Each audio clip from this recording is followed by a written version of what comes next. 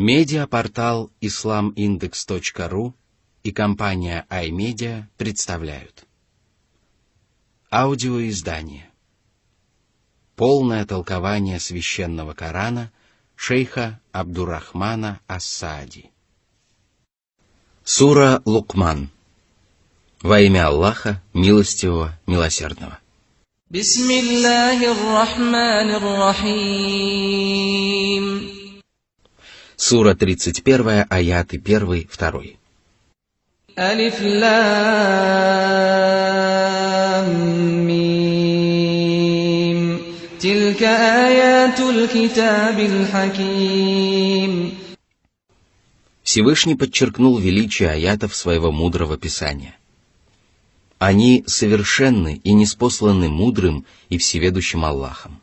Их совершенство проявляется в величии, чистоте и ясности коранических выражений, и все это доказывает величие и прелесть смысла небесного откровения. Их совершенство также проявляется в том, что они защищены от любых изменений и искажений, добавок и убавлений. Их совершенство также проявляется в том, что они рассказывают о прошлом и будущем и открывают людям частичку сокровенного знания. Коранические аяты полностью соответствуют происходящему во Вселенной, и происходящее во Вселенной полностью соответствует кораническим аятам. Они не противоречат предыдущим священным писаниям и учениям предыдущих посланников. Ни одно достоверное знание, которое человек откроет для себя путем восприятия или логических рассуждений, никогда не будет противоречить смыслу этих аятов. Этого не произошло до сих пор, и этого не произойдет в будущем. Их совершенство также проявляется в том, что любое ниспосланное в них предписание либо приносит людям абсолютную пользу, либо приносит больше пользы, чем вреда. В то же время, любой запрещенный Кораном поступок либо причиняет людям абсолютное зло, либо приносит им больше вреда, чем пользы. Именно поэтому коранические повеления сопровождаются разъяснением их мудрости и пользы, а запреты – разъяснением вреда, которое приносит их ослушание. Их совершенство также проявляется в том, что они побуждают к добру и предостерегают от зла. Эти убедительные проповеди наставляют благие души на прямой путь и побуждают к решительным действиям. Они совершенны еще и тем, что коранические повествования и предписания часто повторяются, но при этом идеально соответствуют друг другу. Между ними абсолютно нет противоречий, и чем больше благоразумный человек размышляет над ними, тем сильнее они изумляют его. Полное соответствие и идеальная точность не оставляют сомнений в том, что эти аяты действительно являются откровением мудрого и достохвального Господа. Он призывает своих рабов к благонравию и удерживает их от порочного нрава, но большинство людей все равно отказывается от божественного руководства, отворачивается от веры и не желает творить добро. И только те, кого Всевышний Аллах наставил на прямой путь и уберег от зла, искренне поклоняются своему Господу и делают добро Его творениям.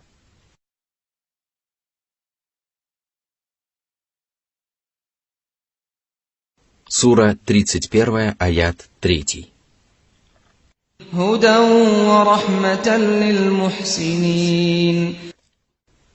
Священное Писание наставляет праведников на прямой путь и предостерегает их от адской стези. Благодаря этому Писанию они обретают счастье как при жизни на земле, так и после смерти, а также удостаиваются великого блага, заслуживают щедрое вознаграждение и спасаются от заблуждения и несчастья. Сура 31, аят 4. الذين يقيمون الصلاة ويؤتون الزكاة وهم بالآخرة هم يوقنون. Всевышний поведал о том, что такие люди обладают совершенными познаниями, которые обязывают их совершать праведные дела, страшиться Божьей кары и остерегаться грехов. Аллах описал праведников тружениками, а из всех совершаемых ими деяний особо отметил намаз и закят. Праведники совершают намаз с особым рвением и искренне обращаются ко Всевышнему Аллаху. Они поклоняются ему сердцем, устами и всеми остальными частями тела, и такая молитва помогает им справляться с остальными обязанностями. А наряду с этим они раздают милостыню, которая очищает человека от порочных качеств и помогает нуждающимся мусульманам удовлетворить свои потребности. Любовь к Аллаху они ставят превыше любви к богатству и раздают пожертвования из того, что им любо, в надежде снискать благоволение Аллаха и заслужить самое желанное вознаграждение. Сура 31, аят 5. أولئك على هدى من ربهم وأولئك هم المفلحون. Эти праведники, которые приобрели праведные познания и совершают праведные деяния, являются приверженцами великого прямого пути, о величии которого свидетельствует отсутствие определенного артикля перед словом «худа». Буквально «прямой путь», «верное руководство». Они встали на этот путь по милости своего Господа, который непрестанно одаряет их своими щедротами и оберегает от тягот и несчастий. Верное руководство, которое праведники получают от своего Господа, является особой милостью Аллаха по отношению к его возлюбленным рабам. Это самое лучшее воспитание, которое получают счастливые правоверные, которым суждено снискать благоволение Господа и получить щедрое вознаграждение как при жизни на земле, так и после смерти, а также уберечься от Божьего гнева и сурового наказания. Они сумеют достичь этого только благодаря тому, что своевременно последовали прямым путем, ибо ни одна другая стезя не может привести человека к преуспеянию. После упоминания о праведниках, которые руководствуются предписаниями Корана, Всевышний Аллах поведал о тех, кто отворачивается от коранических знамений и не придает им никакого значения. Такие люди непременно будут наказаны, потому что они отдали предпочтение порочной лжи и заблуждению и отказались от самого достойного и самого прекрасного из повествований. Вот почему далее Всевышний сказал.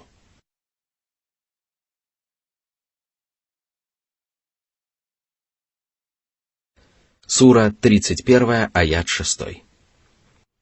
ومن الناس من يشتري لهو الحديث ليضل عن سبيل الله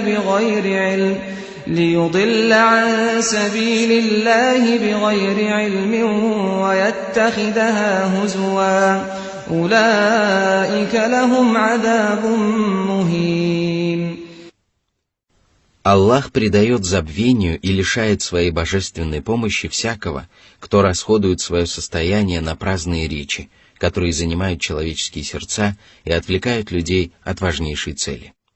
Это относится ко всем запрещенным речам, праздным беседам, лживым речам и проповедям, которые подталкивают людей к неверию, разврату и ослушанию. Это также относится к речам тех, кто пытается опровергнуть истину, и пользуется для этого лживыми доводами, злословит за спиной своих братьев и клевещет на них, обманывает окружающих и бранится.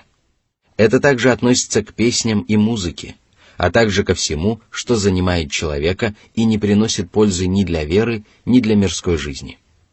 Такие люди ведут праздные речи и отказываются от благочестивых бесед для того, чтобы ввести в заблуждение окружающих. А это означает, что еще раньше они сами сбились с прямого пути, потому что человек вводит в заблуждение окружающих только тогда, когда он сам сбивается с прямого пути. Эти нечестивцы отвлекают людей своими бесполезными разговорами и мешают им вести полезные беседы и совершать полезные деяния.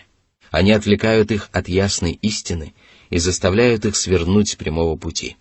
Однако им не удается добиться поставленной перед собой цели, пока они не начинают порочить истину, которая открывается людям из коранических откровений.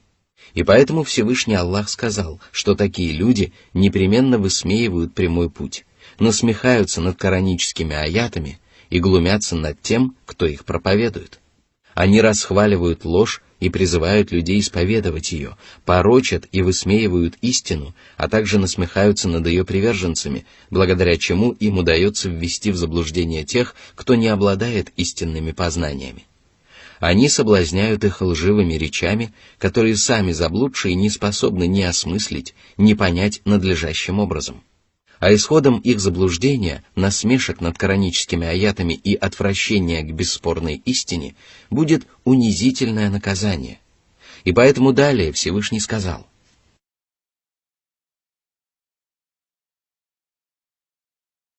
Сура 31, аят 7.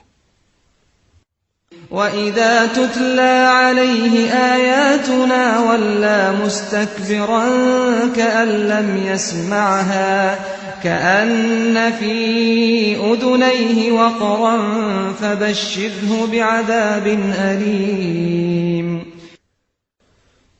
Если такому человеку читают кораническое откровение и предлагают уверовать в истину и покориться ей, он надменно отворачивается от этих проповедей. Коранические аяты не проникают в его душу и не заставляют его задуматься, и поэтому он отворачивается от них, словно он никогда не слышал назиданий. Более того, он ведет себя так, словно глухота мешает ему внимать человеческим речам. У такого человека нет шансов встать на прямой путь, и поэтому ему следует сообщить весть, которая заставит его опечалиться и принесет ему много страданий, потому что она станет предвозвещением наказания, которое будет мучительным как для человеческой души, так и для человеческого тела.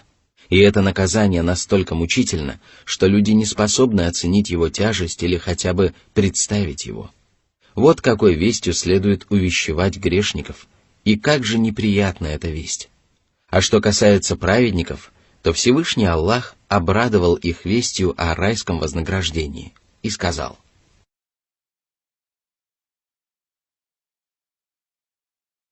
Сура 31, аят 8. «Инна аллазина аману ва амилу ссалихати лахум джаннатун наим». Такие люди поклоняются Аллаху как душой, так и телом, потому что они исповедуют правильные воззрения и совершают праведные деяния.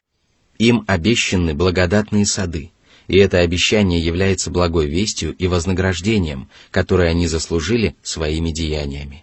В этих благодатных садах они будут наслаждаться душой и телом, и это удовольствие будет вечным. Сура 31, аят 9. خالدين فيها وعد الله حقا وهو العزيز الحكيم. Аллах никогда не нарушает и не изменяет своего обещания, потому что среди его прекрасных имен могущественный, мудрый. Он наставляет на прямой путь одних и лишает своего божественного руководства других, но всегда поступает в полном соответствии со своей мудростью, и это свидетельствует о том, что его могущество совершенно, а божественная мудрость безупречна. Сура 31, аят 10. خلق السماوات بغير عمد ترونها وألقى في الأرض رواسي أن تميد بكم وبث فيها من كل دابة وأنزلنا من السماء ماء فأنبتنا فيها من كل زوج كريم. Всевышний напомнил своим рабам о творениях, которые являются свидетельством его безграничного могущества, мудрости и милосердия. Этими творениями являются 7 огромных, великих, могучих и высоких небес, которые воздвигнуты безо всяких опор. А если бы небеса были водружены на опорах, то люди непременно увидели бы их. Однако эти опоры не существуют, потому что Всевышний Аллах удерживает небеса благодаря своему могуществу. А наряду с ними Аллах сотворил землю, на которой воздвиг горы. Эти могучие твердыни возвышаются в каждом уголке земли и не позволяют ей содрогаться и колебаться. А если бы их не было, то живые существа не смогли бы обитать на земле.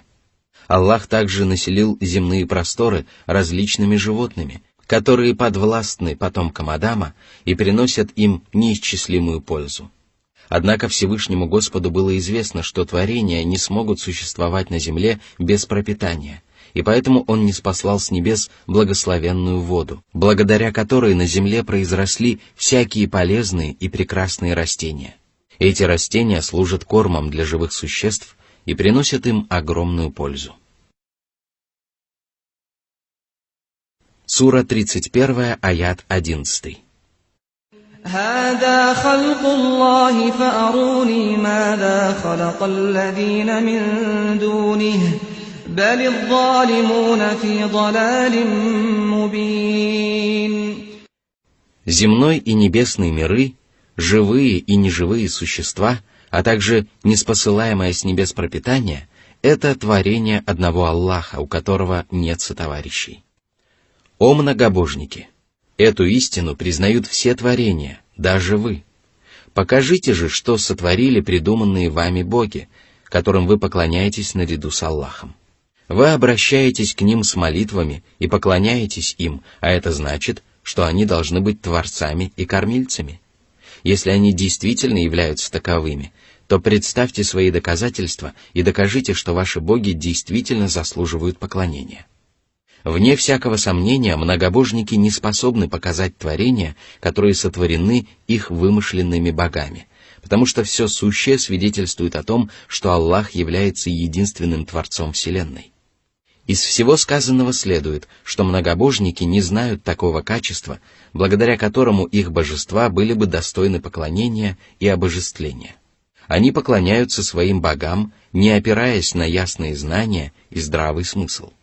Более того, они руководствуются собственным невежеством и своими заблудшими воззрениями, и поэтому Всевышний Аллах сообщил, что эти нечестивцы пребывают в явном заблуждении.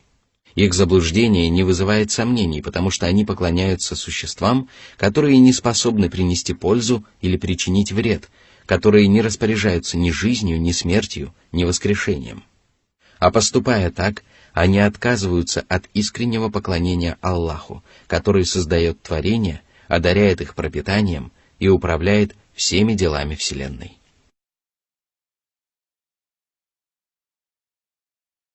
Сура 31, аят 12. وَلَقَدْ آتَيْنَا لُقْمَانَ الْحِكْمَةَ أَنِ اشْكُرْ لِلَّهِ وَمَنْ يَشْكُرْ فَإِنَّمَا يَشْكُرُ لِنَفْسِهِ وَمَنْ كَفَرَ فَإِنَّ اللَّهَ غَنِيٌّ حَمِيدٌ. Всевышний поведал о своей милости по отношению к праведному рабу Лукману. Всевышний одарил его мудростью, то есть правильными представлениями о вещах и законах Аллаха, а также заложенных в них тайнах и мудростях. Очень часто люди обладают знаниями, но лишены мудрости. Однако для того, чтобы стать мудрым, необходимо обладать знаниями и уметь практически использовать их. Именно поэтому под мудростью часто подразумевают полезные знания и праведные деяния. Когда Всевышний Аллах облагодетельствовал Лукмана этой великой мудростью, ему было велено благодарить Аллаха за щедрое вознаграждение и обещано, что в этом случае Аллах приумножит его вознаграждение и осенит его еще большей милостью. Аллах поведал о том, что благодарность и признательность приносят людям пользу, тогда как неверие и неблагодарность ложатся на их плечи тяжелым бременем. Аллах не нуждается в своих неблагодарных рабах и заслуживает всякой похвалы за то, что предопределил ослушникам именно такую судьбу. Богатство и самодостаточность являются неотъемлемыми качествами сущности Аллаха.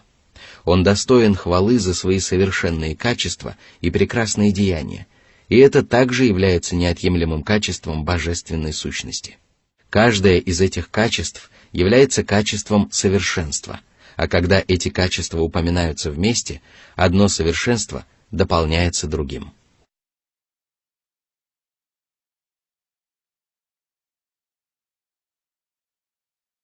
Сура 31, аят 13. وَإِذْ قَالَ لُقْمَانُ لِابْنِهِ وَهُوَ يَعِظُهُ يَا بُنَيَّ لَا تُشْرِكْ بِاللَّهِ إِنَّ الشِّرْكَ لَظُلْمٌ عَظِيمٌ. Толкователи Корана разошлись во мнениях по поводу того, был ли Лукман пророком или же он был праведным рабом. Всевышний сообщил нам только то, что ему была дарована мудрость и что он давал наставление своему сыну. Наставлением называется повеления и запреты, которые сопряжены с побуждением и предостережением. В наставлениях мудреца Лукмана упомянуты основные положения и главные принципы мудрости. Он повелел своему сыну искренне поклоняться одному Аллаху и предостерег его от многобожия, а затем разъяснил ему причину этого и назвал многобожие величайшей несправедливостью, потому что на свете нет более ужасного и отвратительного деяния. Как можно уподоблять возникший из праха творения царю всего сущего? Как можно уподоблять рабов, которые совершенно лишены власти, владыке, который управляет всеми делами вселенной? Как можно уподоблять несовершенные творения, которые каждый миг нуждаются в помощи и поддержке, Господу, который безупречен и ни в чем не нуждается? Как можно приравнивать того, кто не способен принести даже малую толику блага тому, по милости которого люди обладают душой и телом, исповедуют религию, благоустраивают свою мирскую жизнь, трудятся во благо последней жизни и избегают зла? Разве может быть еще большая несправедливость? И что может быть хуже, если человек, которого Аллах сотворил для искреннего поклонения Ему одному, обрек свою благородную душу на погибель и пал так низко, что стал поклоняться ничтожным созданиям и причинять себе великое зло? После упоминания о том, что отречение от многобожия является одной из важнейших обязанностей человека перед Господом, для выполнения которой люди обязаны исповедовать строжайшее единобожие, Всевышний заповедал своим рабам выполнять свои обязанности перед родителями и сказал: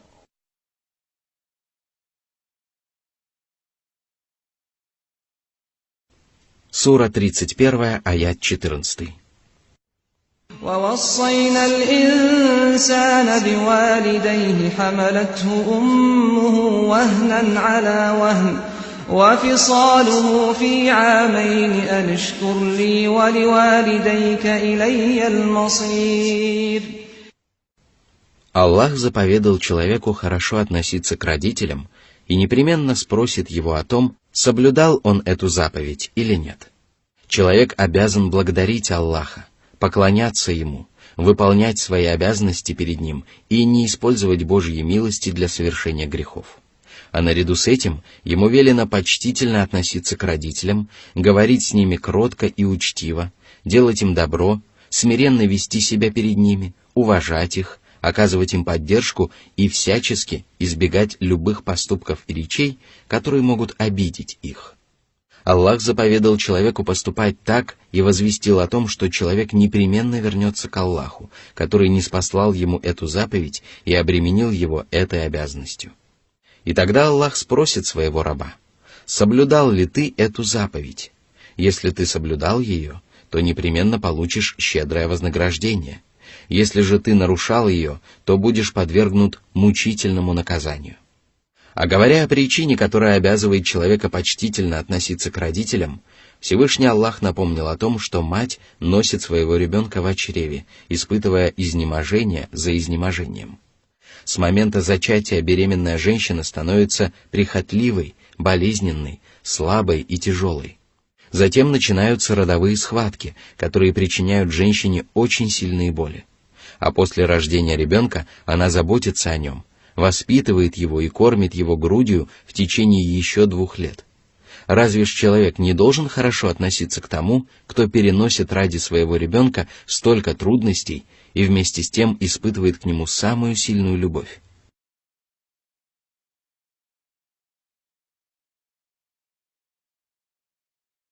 Сура 31, аят 15.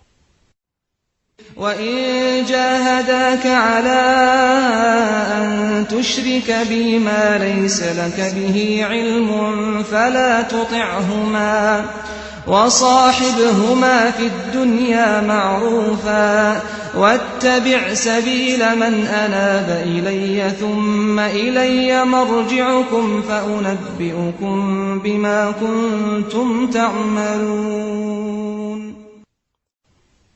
Почитая родителей, нельзя повиноваться им тогда, когда они призывают человека приобщать к Аллаху сотоварищей.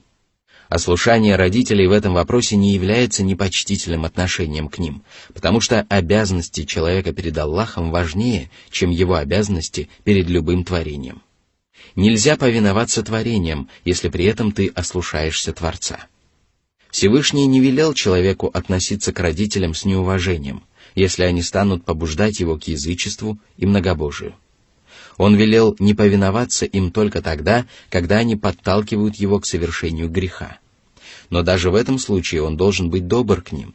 И поэтому Аллах велел человеку сопровождать таких родителей в этом мире и делать им добро, но не повиноваться им, если они попытаются склонить его к неверию или ослушанию.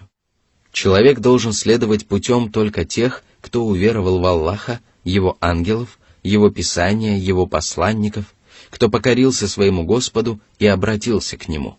А для того, чтобы следовать этим путем и обратиться к Аллаху, человек должен устремиться душой к своему Господу и совершать деяния, которые помогают приблизиться к Аллаху и снискать Его благоволение.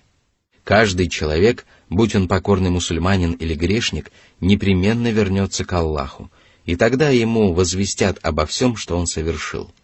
Он получит воздаяние за веру или неверие, а также получит воздаяние за совершенные им благодеяния и прегрешения, и ни одно человеческое деяние не останется сокрытым от Аллаха. Далее Всевышний Аллах поведал о том, что мудрец Лукман сказал. Сура 31, аят 16. يا بني إنها إن تك مثقال حبة من خردل فتكن في صخرة أو في السماوات أو في الأرض حبة من خردل فتكن في صخرة أو في السماوات أو في الأرض يأت بها الله إن الله لطيف خبير. Горчичное зернышко является одним из самых мелких и ничтожных творений. Но даже такое творение не сможет скрыться от Аллаха, потому что знание Аллаха безгранично, и Его могущество совершенно. Среди Его прекрасных имен добрый, проницательный и ведающий. Его знания настолько совершенны и безупречны, что они объемлют самые сокровенные тайны творений, океанов и пустынь. А это значит, что человек обязан помнить о том, что Аллах наблюдает за ним, повиноваться своему Господу и избегать всех малых и великих грехов. Сура 31, аят 17. يا بني أقم الصلاة وأمر بالمعروف وانه عن المنكر واصبر على ما أصابك إن ذلك من عزم الأمور. Лукман призвал своего сына совершать намаз и выделил его из числа остальных благодеяний, потому что намаз является величайшим обрядом поклонения, который мусульмане совершают телом. Он также заповедал своему сыну призывать людей к одобряемому и удерживать их от порицаемого. А для этого мусульманин должен обладать знаниями об одобряемом и порицаемом, потому что только в этом случае ему удастся призывать людей к добру и отвращать их от зла. А наряду со знаниями проповедник должен обладать добротой и терпением, и поэтому далее Лукман заповедал своему сыну терпеливо сносить любые трудности и неприятности. Такое терпение требует от проповедника выполнять то, к чему он призывает окружающих, и избегать всего, от чего он предостерегает людей.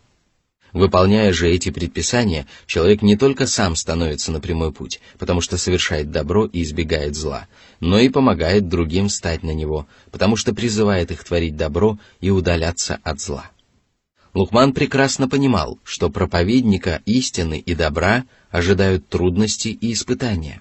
Людям тяжело призывать окружающих к одобряемому и удерживать их от порицаемого. Именно поэтому он велел своему сыну проявлять должную терпимость и выполнять его заповеди с надлежащей решимостью. Воистину, эти заповеди заслуживают самого пристального внимания, и выполнять их надлежащим образом удается только тем, кто наделен решимостью.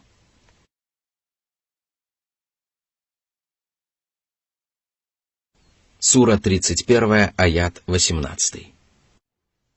ولا تصعر خدك للناس ولا تمش في الأرض مرحا إن الله لا يحب كل مختال فخور. Не хмурься и не отворачивайся от людей из высокомерия и презрения к окружающим. Не шествуй по земле горделиво, хвастаясь собственным богатством и забывая о своем благодетеле.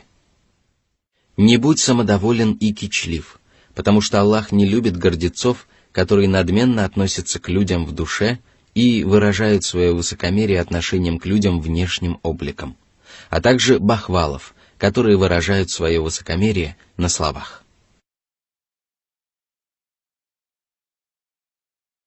Сура 31, аят 19. وَاقْصِدْ فِي مَشْيِكَ وَاغْضُضْ مِنْ صَوْتِكَ إِنَّ أَنْكَرَ الْأَصْوَاتِ لَصَوْتُ الْحَمِيرِ. Ступай скромной и спокойной поступью. Не ходи так, как ходят кичливые гордецы или нерадивые простецы. Не повышай голос, проявляя уважение к людям и почтение к Аллаху. Воистину, самый неприятный и отвратительный голос – это рев осла.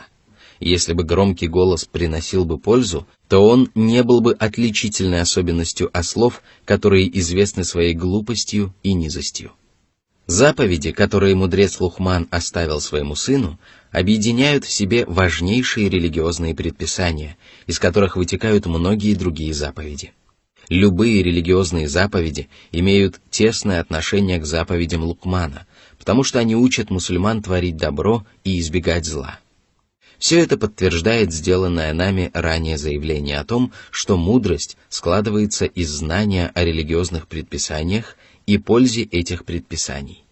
Именно поэтому мудрец Лухман повелел исповедовать единобожие, которое представляет собой основу религии, запретил приобщать к Аллаху сотоварищей и разъяснил, что именно должно удерживать людей от многобожия и идолопоклонства. Он также повелел делать добро родителям и разъяснил причину, по которой человек должен почтительно относиться к своим родителям. Он также повелел благодарить Аллаха и выражать признательность родителям, но подчеркнул, что повиноваться им следует только тогда, когда они не призывают человека к ослушанию Аллаха. Если же они побуждают человека приобщать к Аллаху сотоварищей, то он не имеет права повиноваться им в этом, но обязан проявлять к ним уважение и делать им добро. Он также повелел помнить о том, что Аллах наблюдает за своими рабами и что человеку предстоит предстать перед своим Господом и получить воздаяние за каждое доброе и злое, а также малое и великое деяние. Он также запретил проявлять надменность и высокомерие и повелел соблюдать скромность. Он также призвал соблюдать спокойствие при ходьбе и при разговоре и запретил нарушать эту прекрасную заповедь. Он повелел призывать людей к одобряемому и удерживать их от порицаемого, совершать намаз и проявлять терпение, которое облегчает человеку выполнение даже самых тяжелых предписаний.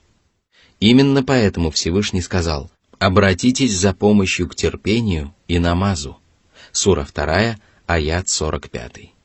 Что же касается заповедей Лухмана, то они свидетельствуют о том, что он действительно был достоин называться мудрецом. И по своей милости Всевышний Аллах поведал своим рабам о его мудрости, дабы они следовали его прекрасному примеру. Сура 31, аят 20. أَلَمْ تَرَوْا أَنَّ اللَّهَ سَخَّرَ لَكُم مَّا فِي السَّمَاوَاتِ وَمَا فِي الْأَرْضِ وَأَسْبَغَ عَلَيْكُمْ نِعَمَهُ ظَاهِرَةً وَبَاطِنَةً وَمِنَ النَّاسِ مَن يُجَادِلُ فِي اللَّهِ بِغَيْرِ عِلْمٍ وَلَا هُدًى وَلَا كِتَابٍ مُنِيرٍ. Всевышний напомнил людям о своей милости по отношению к ним и призвал их благодарить своего Господа за его добродетель, размышлять над его щедротами и не предавать их забвению. Люди видят и знают о том, что солнце, луна и звезды приносят им огромную пользу, так же, как и животные, деревья, злаки, реки, рудники и многое другое. Всевышний сказал: «Он тот, кто сотворил для вас все, что на земле». Сура 2, аят 29. Он осенил людей милостями явными и незримыми, некоторые из которых известны людям, а некоторые нет. Он одарил их мирскими благами и истинной религией, помогает им достичь успеха и избежать неудач. И это обязывает людей благодарить Аллаха за его добродетель, искренне любить его, смиряться перед ним и пользоваться дарованными Аллахом благами для того, чтобы приблизиться к нему, а не для того, чтобы ослушаться его. Однако, несмотря на многочисленные милости Аллаха, среди людей бывают такие, которые отказываются благодарить его и предпочитают исповедовать неверие. Они отрицают истину, с которой Аллах ниспослал свои писания и отправил своих посланников. Они спорят об Аллахе, пытаются отстоять свои лживые воззрения и опровергнуть призыв посланника к поклонению одному Аллаху. Однако они не имеют никаких знаний об этом и не пытаются построить свои воззрения на ясном знании. Они также лишены верного руководства, благодаря которому они могли бы последовать путем праведников. И нет у них писания, которое разъяснило бы истину и озарило бы ее своим светом. И поэтому они спорят об Аллахе, слепо руководствуясь дорогой своих предков, которые не следовали прямым путем, а скитались во мраке заблуждения и сбивали с прямого пути других людей.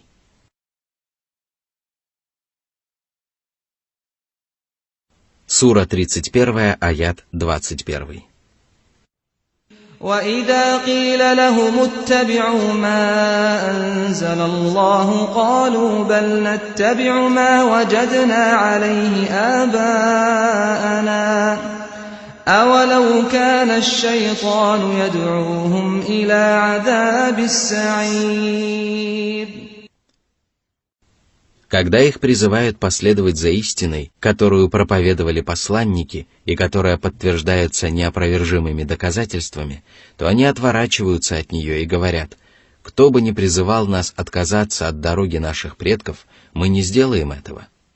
Опровергая воззрение этих нечестивцев и их заблудших предков, Всевышний Аллах поведал о том, что сатана призвал их предков к пламенному наказанию, и они ответили на его призыв, последовали за ним и превратились в учеников сатаны. Должны ли люди следовать путем своих заблудших предков? Или же они должны избегать этого пути и изобличать их заблуждения и заблуждения их последователей? Сатана призвал их заблудших отцов и дедов на свой путь не потому, что он возлюбил их и пожелал им добра. Напротив, он испытывал к ним величайшую вражду и ненависть. И действительно, последователи сатаны являются его лютыми врагами, над которыми ему удалось одержать верх. Они отвечают на его призыв, и он получает удовольствие от того, что его поборники обрекают себя на наказание в преисподней.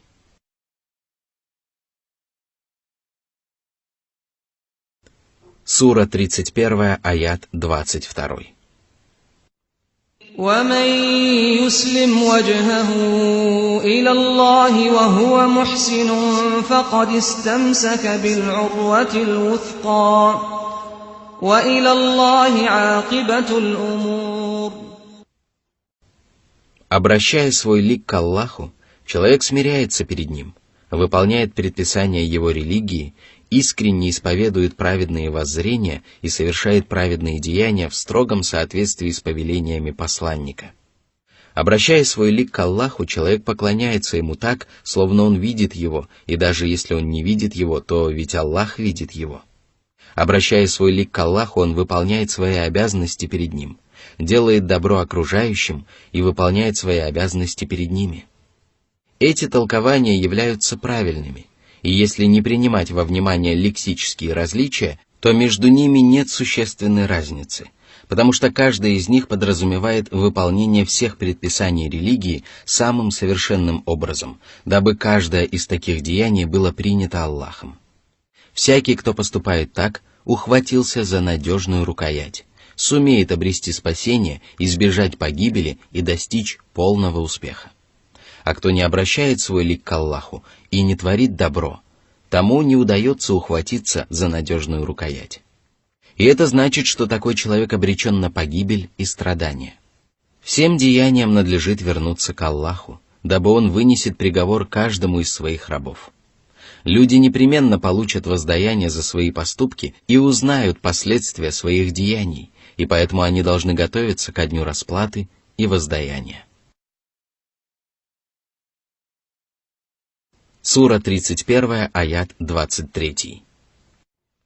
وَمَنْ كَفَرَ فَلَا يَحْزُنْكَ كُفْرُهُ إِلَيْنَا مَرْجِعُهُمْ فَنُنَبِّئُهُم بِمَا عَمِلُوا إِنَّ اللَّهَ عَلِيمٌ بِذَاتِ الصُّدُورِ. Не печалься тому, что некоторые люди отказываются уверовать, потому что на тебя возложена обязанность проповедовать ислам и донести до людей истину. Ты справился со своей обязанностью и получишь вознаграждение от Аллаха, даже если некоторые люди отказываются встать на прямой путь. Нет причин горевать от того, что они остаются неверующими, потому что Аллах непременно наставил бы их на прямой путь, если бы в них было добро. Не печалься также тому, что они осмеливаются враждовать и припираться с тобой, и продолжают скитаться во мраке неверия и заблуждения. И не гори желанием отомстить им за то, что справедливое возмездие до сих пор не постигло их. Каждый из них непременно вернется к Аллаху, и тогда Всевышний Господь поведает им об их неверии, враждебном отношении к истине, желании затушить свет Аллаха и тех страданиях, которые они причиняли Божьим посланникам. Воистину, Аллаху известно о том, что кроется в человеческих сердцах, и том, что люди не произносят своими устами. Что же тогда говорить о том, что люди говорят и совершают открыто?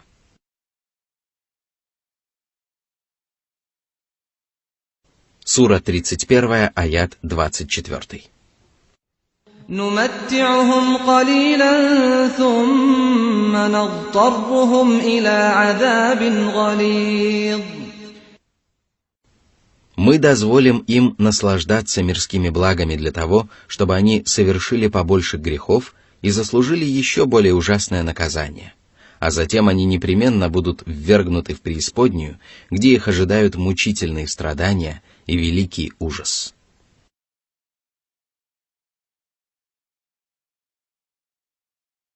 Сура 31, аят 25.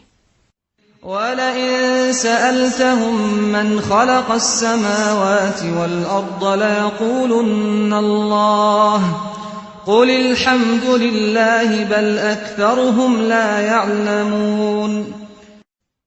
Многобожники, которые приобщают к Аллаху сотоварищей и отрицают истину, признают, что Аллах является единственным Творцом небес и земли. Они прекрасно знают, что идолы и истуканы абсолютно не способны творить.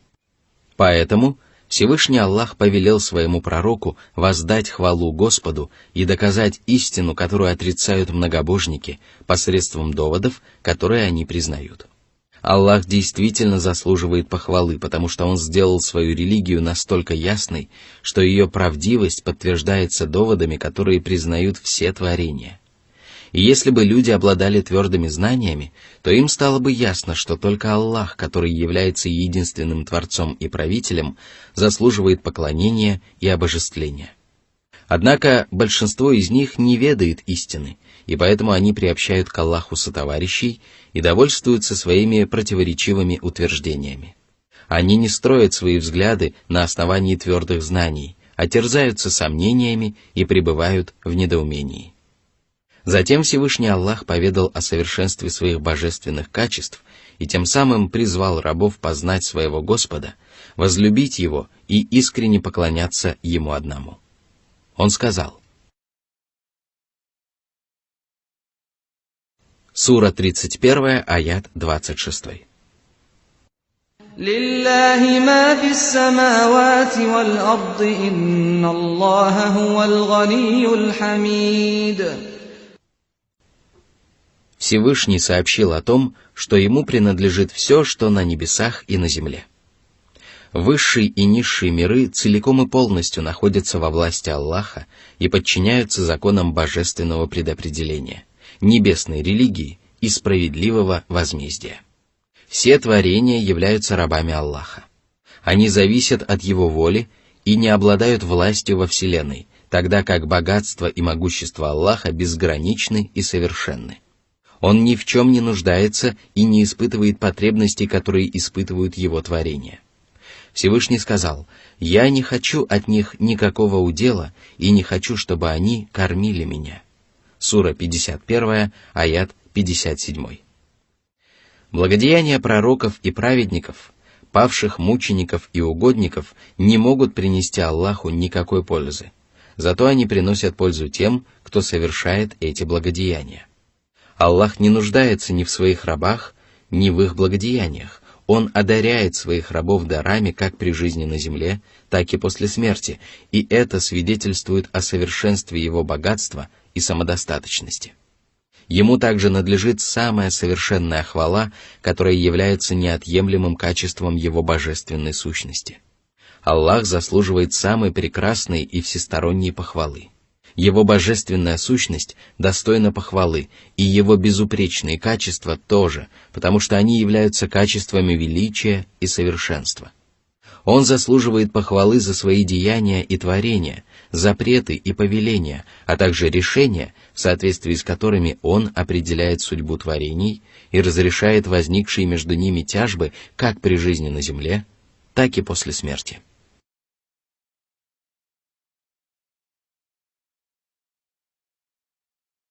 Сура 31, аят 27. وَلَوْ أَنَّ مَا فِي الْأَرْضِ مِن شَجَرَةٍ أَقْلَامٌ وَالْبَحْرُ يَمُدُّهُ مِن بَعْدِهِ سَبْعَةُ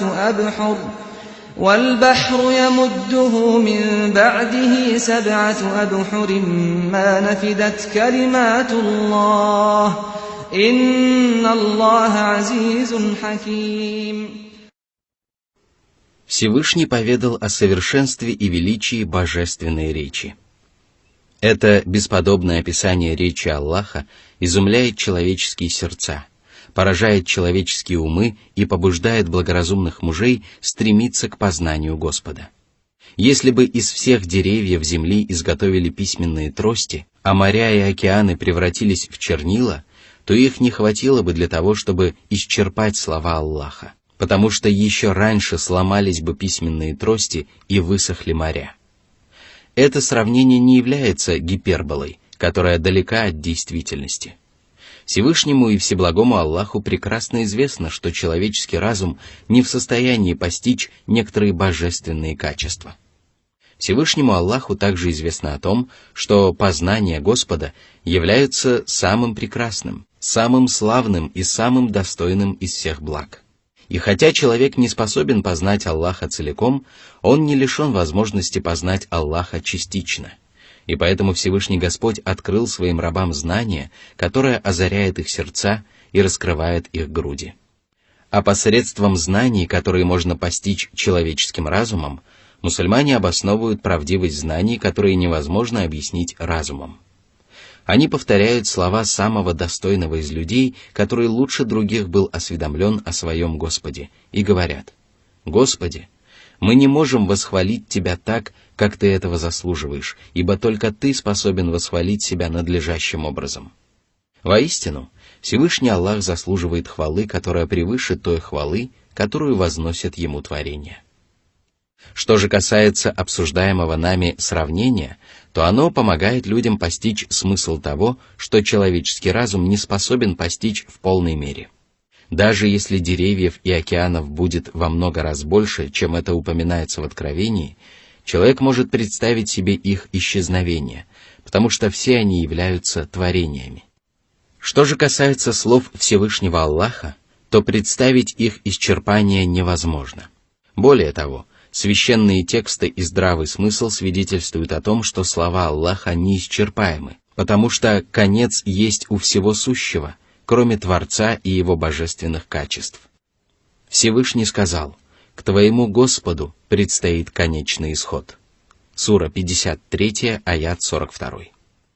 Если человек осознает то, что Всевышний Аллах не имеет начала и не имеет конца, то он понимает, что Аллах существовал прежде любого времени, которое только может представить себе человеческий разум, и будет существовать после самых отдаленных времен, которые только может представить себе человек, даже если самые изощренные помощники будут словом и сердцем помогать ему сделать это. Во все времена Аллах существует, принимает решения, разговаривает и вершит, что пожелает. И если он пожелает чего-нибудь, то ничто не способно помешать ему произнести или совершить то, что ему угодно. Если же человек осознает это, то он понимает, что приведенное в обсуждаемом нами аяте сравнение всего лишь помогает рабам Аллаха лучше постичь своего Господа. Что же касается божественных качеств, то они превыше любых сравнений. Затем Всевышний Аллах возвестил о безграничности своего могущества и совершенстве своей мудрости. Среди его прекрасных имен могущественный, мудрый. Могущество и величие принадлежат ему одному. Что же касается могущества и силы, которые существуют в высшем и низшем мирах, то они также исходят от одного Аллаха. Он одарил силой свои творения, и нет силы и могущества, кроме как от Него. Благодаря своему могуществу Он правит всеми творениями и господствует над ними. По своей мудрости Он сотворил все сущее и наполнил жизнь своих творений мудростью и смыслом. По своей мудрости Он также ниспослал повеления и запреты, каждый из которых также проникнут мудростью и смыслом. Мудрость является отличительным признаком всего, что Он творит и повелевает.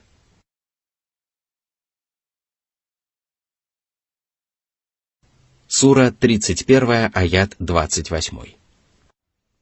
ما خلقكم ولا بعثكم إلا كنفس واحدة إن الله سميع بصير. Всевышний еще раз подчеркнул совершенство своего могущества, которое человек не способен представить себе в полной мере.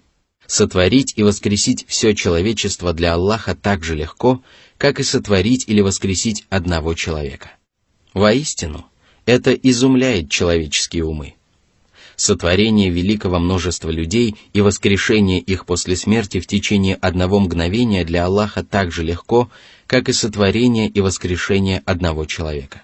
А это значит, что удивляются воскрешению после смерти и воздаянию за совершенные деяния только невежды, которые не ведают о величии, мощи и могуществе Аллаха. Он слышит любые звуки и видит любые творения, и поэтому среди его прекрасных имен слышащий, видящий.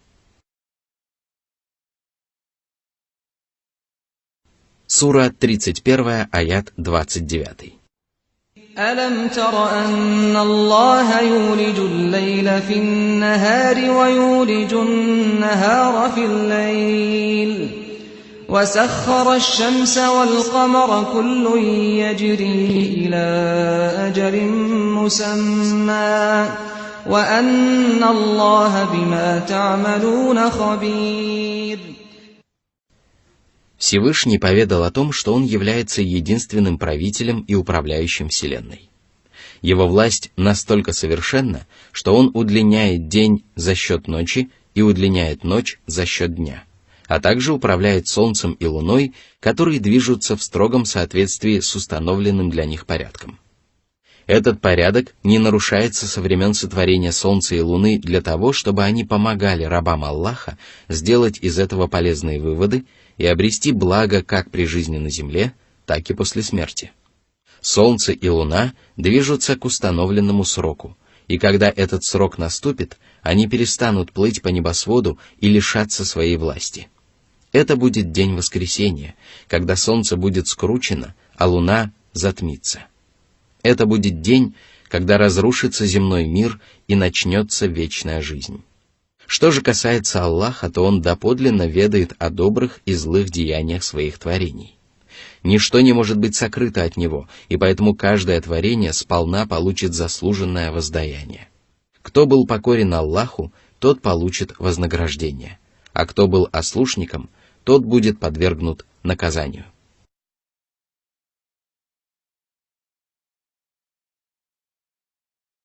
Сура 31, аят 30. ذلك بأن الله هو الحق وأن ما يدعون من دونه الباطل وأن الله هو العلي الكبير. Аллах поведал вам о своих божественных качествах и своем величии, потому что Аллах есть истина. Его божественная сущность – истина. Его совершенные качества – истина. Его религия – истина. Его посланники – истина. Его обещание – истина. Его предупреждение – истина. И поклонение Ему – также истина. Что же касается вымышленных богов, которым люди поклоняются наряду с Аллахом, то они являются ложью. Их божественная сущность лжива, так же, как и лживы их божественные качества. Если бы Аллах не сотворил эти существа, то они никогда бы не возникли. И если бы Аллах не пожелал их существования, то они никогда бы не смогли просуществовать самостоятельно. И если эти существа являются настолько беспомощными, то и поклонение им является тщетным и бесполезным. А среди прекрасных имен Аллаха – возвышенный, большой. Его божественная сущность находится над всеми творениями, а безупречные качества превосходят качество творений. Он превознесся над своими рабами и подчинил их своей воле. А наряду с этим божественная сущность и качество Аллаха являются великими, и души всех обитателей небес и земли переполнены почтением к Нему.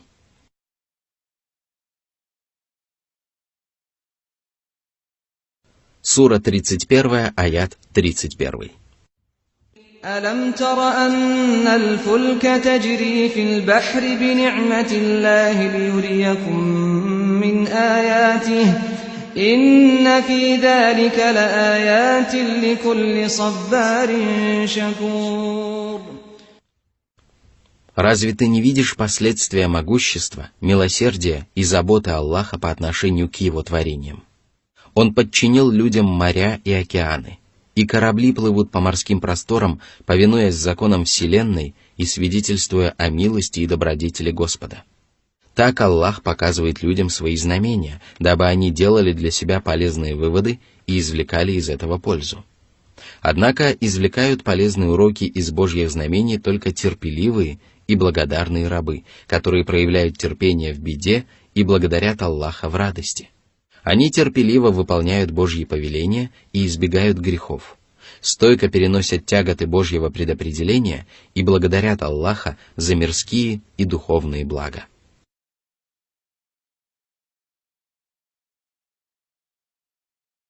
Сура 31, аят 32.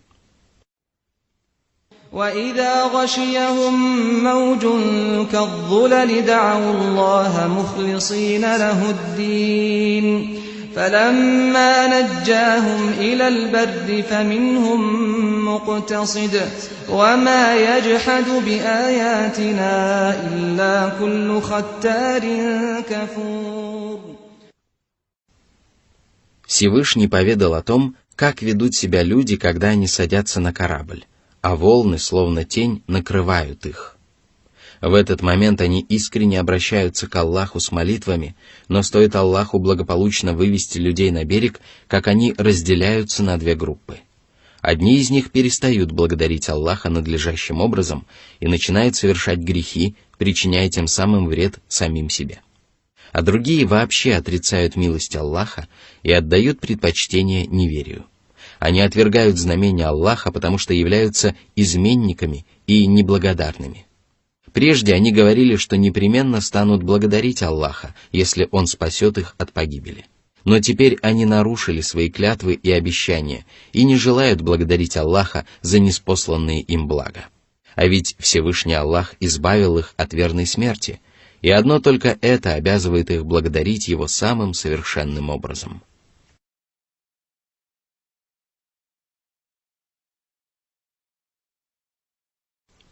Сура 31, аят 33.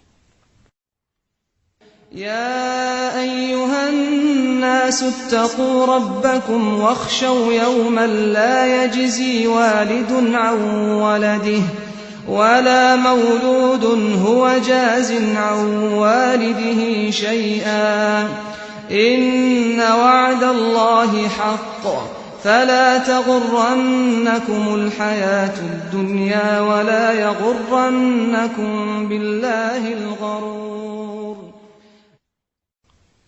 Всевышний повелел людям бояться Аллаха, то есть выполнять Его повеления и не нарушать Его запреты. А для этого человек должен страшиться Дня Воскресения. Этот день будет настолько тяжким и ужасным, что каждого человека будет беспокоить только его собственная судьба.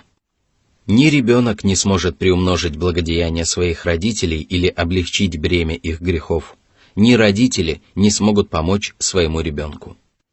Каждый человек будет держать ответ за свои деяния и получит полагающееся ему воздаяние. И поэтому рабы Аллаха должны помнить об этом страшном дне, дабы укрепить свою веру и приумножить собственную богобоязненность. Это качество помогает людям обрести счастье и заслужить вознаграждение, и поэтому повеление Аллаха блюсти богобоязненность, остерегаться наказания и прислушиваться к поучительным проповедям свидетельствует о милости Аллаха по отношению к рабам. Хвала же за это надлежит одному Аллаху, Господу миров. О люди! Обещание Аллаха – это истина, в которой невозможно усомниться. Посему не совершайте деяний, которые не заслуживают поощрения, и не обольщайтесь мирскими благами, которые прекрасны и привлекательны, но являются величайшим испытанием и искушением. И помните, что сатана всячески пытается обмануть вас и ни на одно мгновение не оставляет вас в покое. Вы же обязаны выполнять свои обязанности перед Аллахом, который установил для вас определенный срок.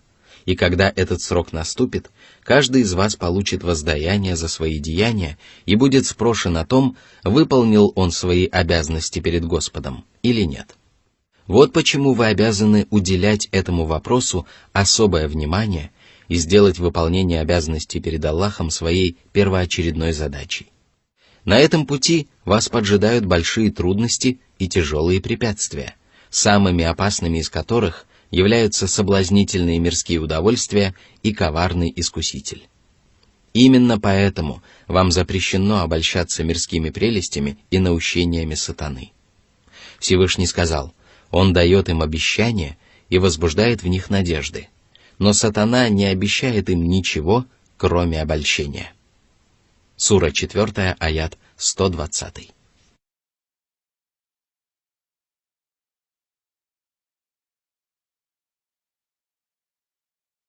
Сура 31, аят 34. إن الله عنده علم الساعة وينزل الغيث ويعلم ما في الأرحام وما تدري نفس ماذا تكسب غدا وما تدري نفس بأي أرض تموت إن الله عليم خبير. Всевышний еще раз поведал о безграничности своего знания, которое объемлет все очевидное и сокровенное. Аллах позволяет своим рабам узнать многое из сокровенного знания, однако знание о перечисленных в этом откровении 5 вещах сокрыто от всех творений. Об этих вещах не знают ни посланные пророки, ни приближенные ангелы, ни тем более все остальные творения. Только Всевышний Аллах ведает о сроке наступления судного часа. Всевышний сказал: «Они спрашивают тебя о часе. Когда он наступит? Скажи: воистину, знание об этом принадлежит только моему Господу. Никто, кроме Него, не способен открыть время его наступления. Это знание тяжко для небес и земли. Он настанет внезапно. Они спрашивают тебя, словно тебе известно об этом. Скажи: воистину, знание об этом принадлежит одному Аллаху, но большая часть людей не знает этого». Сура 7, аят 187. Только Всевышний Аллах доподлинно знает, когда пойдет дождь. Он также знает, мальчик или девочка вырастет из развивающегося в утробе матери зародыша. А когда наступает установленный час, ангел спрашивает своего Господа: «Это будет мальчик или девочка?» И тогда Аллах решает так, как ему угодно. Только Всевышний Аллах знает, какие мирские и духовные приобретения ожидают человека завтра. И только Аллаху известно, где суждено умереть человеку. Знанием об этих вещах не обладает никто, кроме Аллаха, и это всего лишь незначительная часть божественного знания, которая объемлет абсолютно все сущее. Среди прекрасных имен Аллаха — знающий, ведающий. Аллаху известно очевидное и сокровенное, тайное и явное. Что же касается знания о перечисленных выше 5 вещах, то Аллах скрыл его от творений по своей мудрости. И если человек задумается над этим вопросом, то ему станет ясно, что незнание этих вещей приносит людям огромную пользу.